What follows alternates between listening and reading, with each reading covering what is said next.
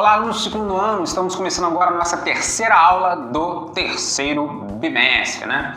Agora a gente vai entrar no assunto específico de falar das características gerais da agricultura brasileira, né? Então a gente inicia aí falando de algumas características principais do nosso sistema de agricultura aí que predomina no nosso Brasil, né? Então a gente tem predomínio da agricultura extensiva, explorações de grandes extensões de terra concentradas principalmente nas regiões Norte, Nordeste e Centro-Oeste, geralmente com uso reduzido de técnicas modernas de produção, excetuando ali algumas regiões dentro dessas regiões, né? Com capital, máquinas, equipamentos, adubos e fertilizantes, que gera aí baixa produtividade. A gente tem uma subutilização do nosso espaço agrícola, ou seja, cerca de 10% das terras que podem ser utilizadas para a agricultura são aproveitadas economicamente em lavouras temporárias ou permanentes. Então a gente tem baixo uso das terras disponíveis para a agricultura no Brasil. Nós temos uma agricultura exportadora, predominância aí de gêneros agrícolas voltado para exportação em detrimento de produtos agrícolas voltados para o mercado interno, né? Então o que aconteceu no Brasil?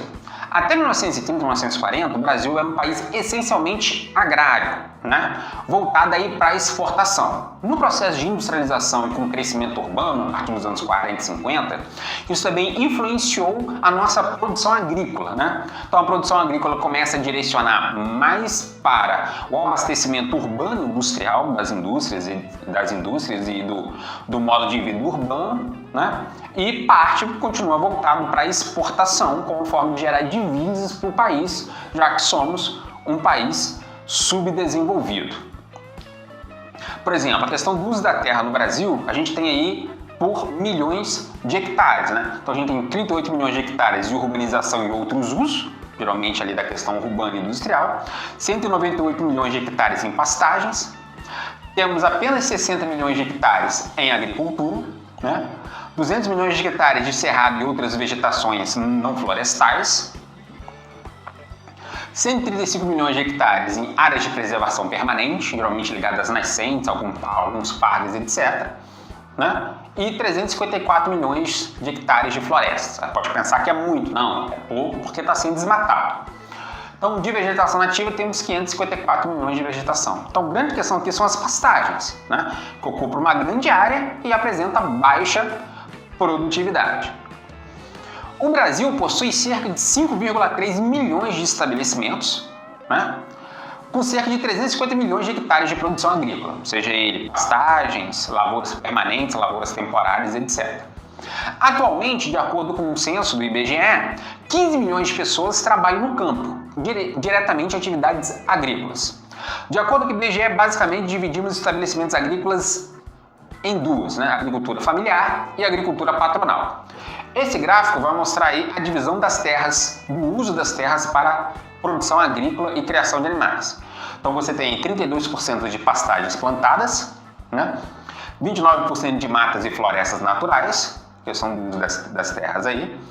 Lavouras temporárias, 32% de isso. Lavouras temporárias 15%, lavouras permanentes 18%. Né? Matas e florestas artificiais em 1,4%. Então a grande questão é, tanto pastagens naturais como pastagens plantadas é que ocupa grande parte do uso da terra no Brasil.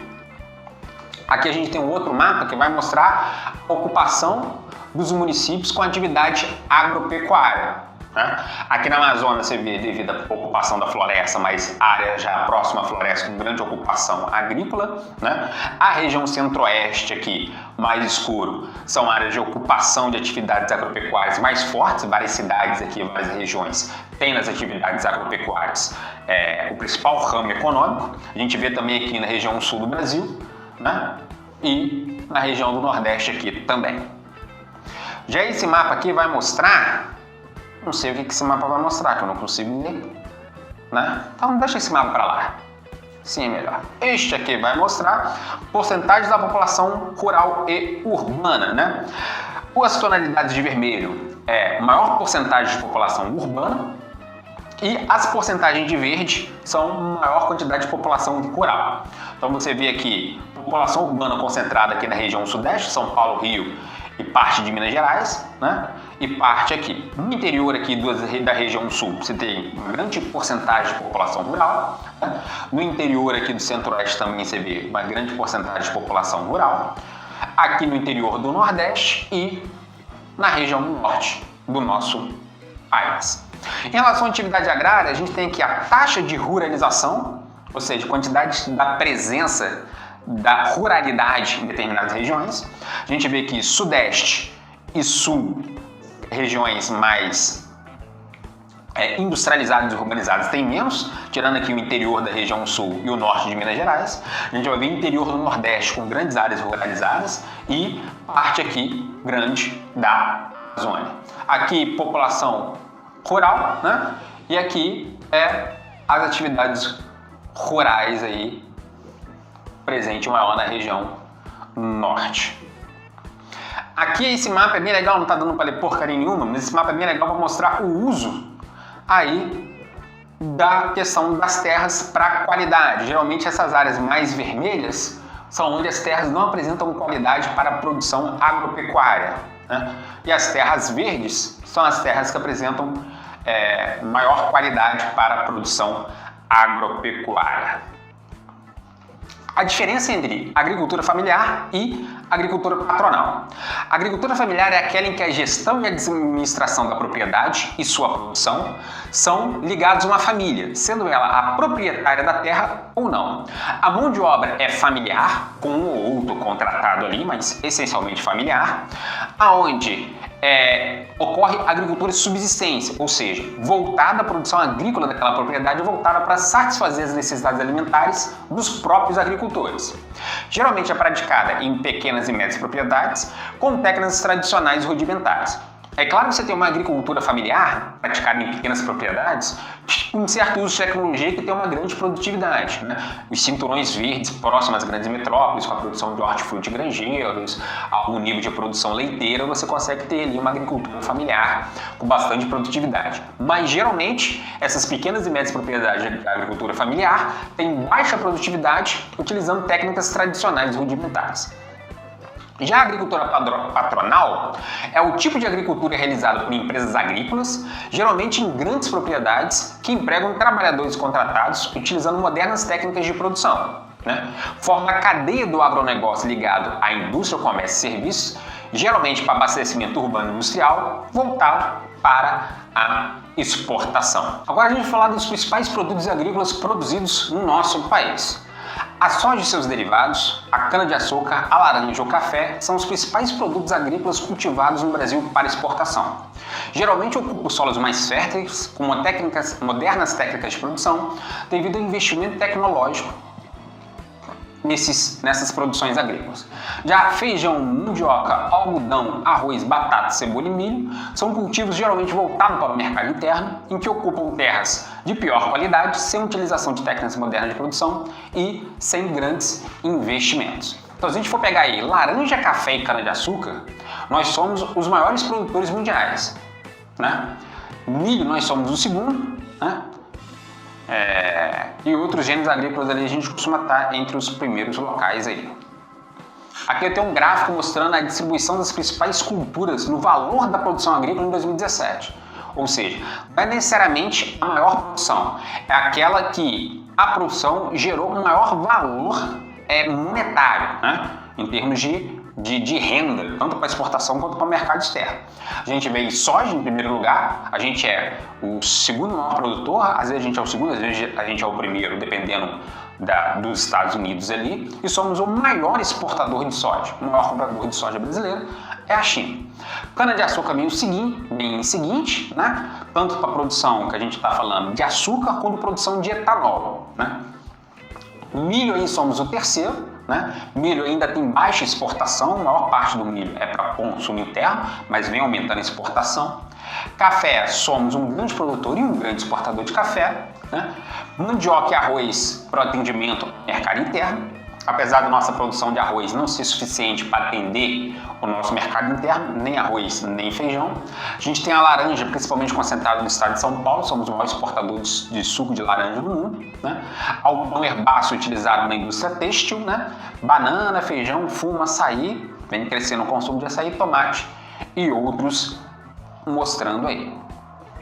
Em relação à pecuária, no país existem áreas de criação que utilizam modernas técnicas de produção com controle, gerando alta produtividade, geralmente com métodos intensivos, né? Ração controlada, remédios e vacinas, confinação em espaços, etc.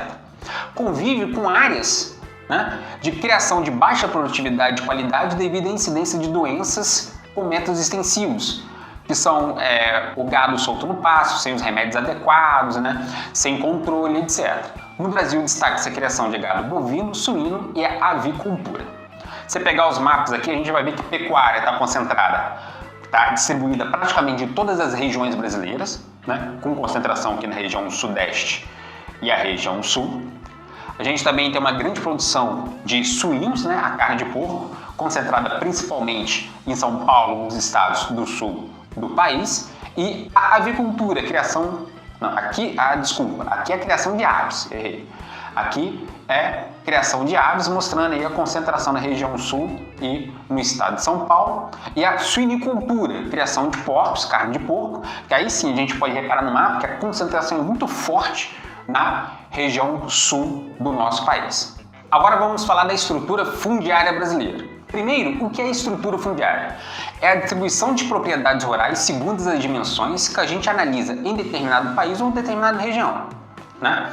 No caso do nosso país, a principal característica da nossa estrutura fundiária é o predomínio de grandes propriedades que pertencem a uma pequena parcela da população.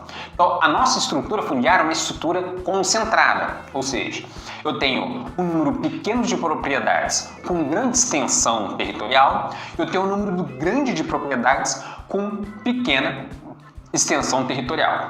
A gente elenca principalmente 3 fatores históricos que fizeram com que a concentração fundiária no Brasil alcançasse esse ponto de ser extremamente desigual.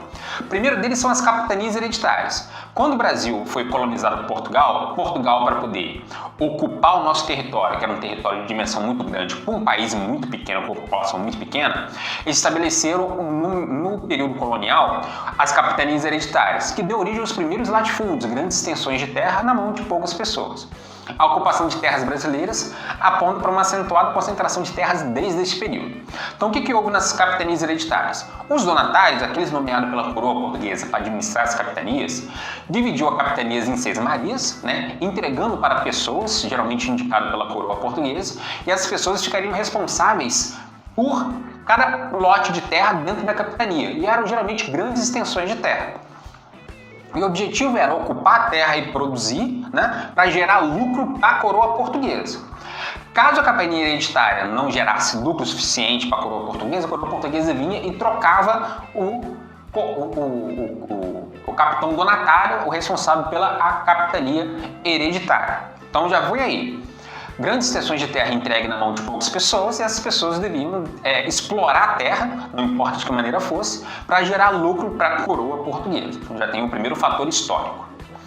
O segundo fator histórico é o chamado Lei de Terras. Até meados do século XIX, a terra não era considerada mercadoria. Em 1850, criou-se a Lei de Terras. O que significa a terra não ser considerada mercadoria? Ela não podia ser vendida ou comprada, apenas doada, né? Seja no sistema das capitanias hereditárias, quando as capitanias hereditárias foram acabando, seja no sistema de hereditariedade, passando de pai para filho, seja no sistema que só a coroa portuguesa, na época colônia, e no início do Império, o imperador que podia regular esse processo de ocupação de terras. Quando veio a Lei de Terras, então, o que ocorreu? Aqueles que já eram donos de terra ficaram com esses grandes propriedades agrícolas, e aí fez com que pessoas de baixa renda já estava no início do processo do fim da escravidão a partir de 1850, que culminou na abolição da escravidão em 1888 e tal. Então, essas pessoas não poderiam ter acesso à terra. Essa lei determinava que as terras públicas ou devolutas só poderiam ser adquiridas por meio da compra. Então, o Império determinava quem poderia comprar ou não as terras que eram públicas e pertencentes ao Império, o que limitou o acesso à terra para quem não tivesse recursos para satisfazer essa condição. E o terceiro fator é, a partir de 1960, a concentração de terras no Brasil se intensificou devido à modernização conservadora, estimulada pelo governo com a entrada de grandes empresas interessadas em cultivar produtos para exportação e industrialização. Essa modernização conservadora está ligada à Revolução Verde, é o momento que a Revolução Verde chega no Brasil, que leva à concentração de terras naquilo que nós discutimos na aula passada. Os pequenos e médios proprietários agrícolas contraem empréstimos bancários incentivados pelo governo a partir de 1960 para investir na compra desses insumos tecnológicos para aumentar a produtividade, principalmente voltada para a exportação. O governo queria divisas da exportação para estimular o crescimento econômico. E aí o que ocorre? Os donos de terra que não conseguiam aumentar a produtividade, não conseguiam competir no mercado, não conseguiam oferir lucro, vendiam suas terras para quitar essas dívidas. E aí, os grandes proprietários agrícolas, ou aqueles médios que conseguiam aumentar sua produtividade e ter lucro, com esse lucro compravam as terras daqueles que não conseguiam ter lucro, gerando aí um aumento da concentração de terras no Brasil.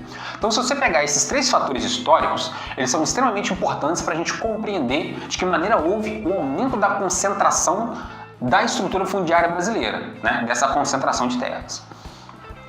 Quando eu pego aqui esse gráfico, vai mostrar o seguinte, 47% das propriedades em números possuem menos de 10 hectares, correspondente a 2,36% da área territorial de produção agrícola.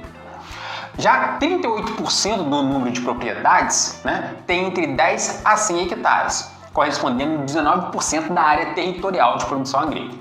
E aí vai se invertendo. Somente 8% dos números de propriedades tem entre 100 a 1.000 hectares, que ocupam 34% da nossa área de produção agrícola. E menos de 1% do número de propriedades tem mais de 1.000 hectares, ocupando aí 45% da nossa produção agrícola. Esses dados já são um pouco antigos, mas se a gente for analisar os dados atuais, é capaz dessa concentração de terra ter aumentado ainda mais. Na nossa próxima aula e última do terceiro bimestre, a gente vai continuar falando de estrutura fundiária brasileira. Portanto, encerramos a aula, dê o seu like, se inscreva no canal, deixe o seu comentário que depois eu vou lá e respondo. Até a próxima aula.